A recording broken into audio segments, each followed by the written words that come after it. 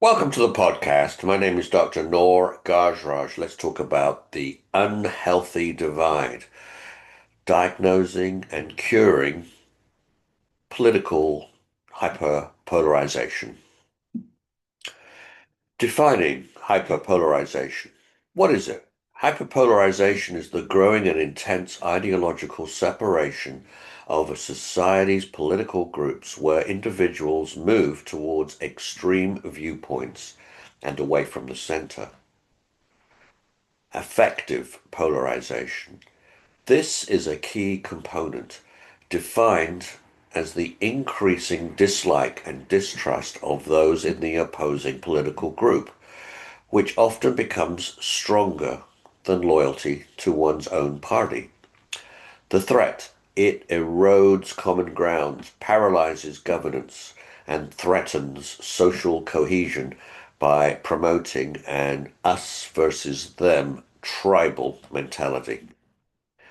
The role of extreme viewpoints and dogma.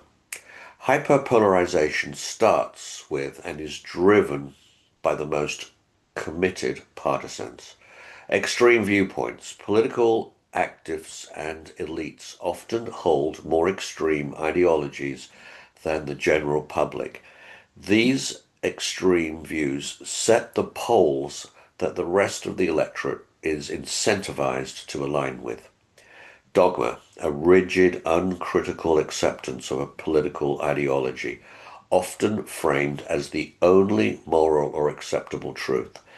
This fosters an environment where compromise is viewed as weakness or betrayal, rather than a functional necessity of democracy. In-group, out-group bias. Dogma amplifies the natural human tendency to favor one's own group, in-group, and view the opposing side, the out-group, with suspicion and moral condemnation. Media magnification and false evidence. Modern media acts as a powerful accelerant to polarization. Media magnification, echo chambers. Partisan media, especially cable news and social media algorithms, prioritizes content that is most engaging, often the most extreme, emotional, and divisive. This creates echo chambers that constantly validate existing beliefs and insulate users from dissenting views. False evidence, misinformation. A hyperpolarized environment is fertile ground for misinformation and disinformation. When trust in mainstream institutions is low, partisans become more susceptible to false evidence that confirms their deepest biases and demonizes the opposition. Consequence, the other side is no longer just wrong. They are painted as an existential threat based on exaggerated or fabricated realities. The psychological drivers, negativity, bias, and fear. Cognitive wiring makes us vulnerable to polarized rhetoric. Negativity bias. Humans are psychologically wired to pay more attention and give more weight to negative information, threats, losses, criticism, than to positive information. Exploitation. Political rhetoric exploits this by constantly focusing on the perceived threats posed by the opposition. What will be lost if the other side wins? Which is a more powerful motivator than a promise of future gain? Fear, this bias, combined with media magnification, fuels political fear.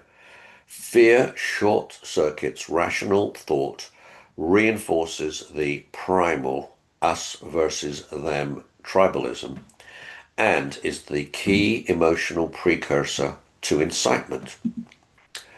The ultimate consequence, incitement to violence, the final dangerous stage of hyperpolarization, dehumanization. The constant barrage of negative fear-based rhetoric rooted in false evidence and dogma leads to dehumanization of the out-group. Incitement.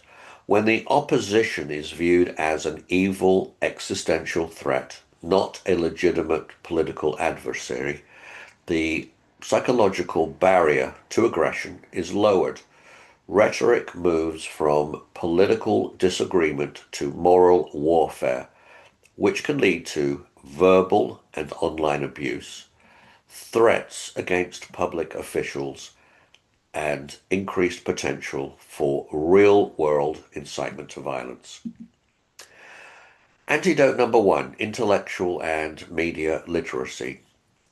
The path out requires changing how we consume information.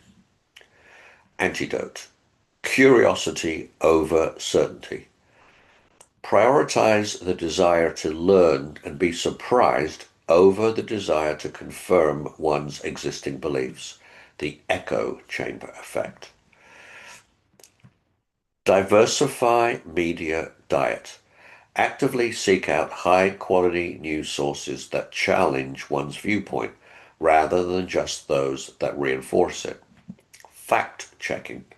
Adopt a rigorous habit of verifying information before accepting or sharing it, especially for emotionally charged or extreme claims. Source analysis.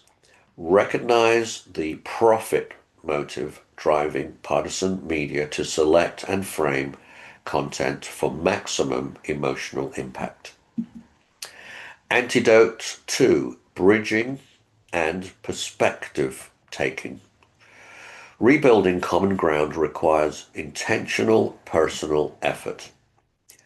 Perspective taking. Intentionally seek to understand the fears, values, and rationales of those in the opposing group. This shifts the view from seeing an evil enemy to seeing a fellow citizen with a different worldview. Intergroup contact. Support and participate in community spaces and organizations that bring people of different political viewpoints together for a common non-political goal. For instance, civic groups, neighborhood associations. Civic empathy. Acknowledge that shared national identity, community well-being, and fundamental rights are more important than any single political issue or identity. Conclusion, a call to action. Hyperpolarization is not inevitable. It is a learned behavior amplified by media and exploited by political actors. The essential antidote is a renewed commitment to intellectual humility, media skepticism, and civic empathy. Action item. Be the center of gravity in your own sphere. Refuse to magnify the extremes and prioritize respectful dialogue over dogma. Well, thank you for listening. Please consider buying my book, 100 Pathways to Longevity, and subscribing to this channel. Thank you.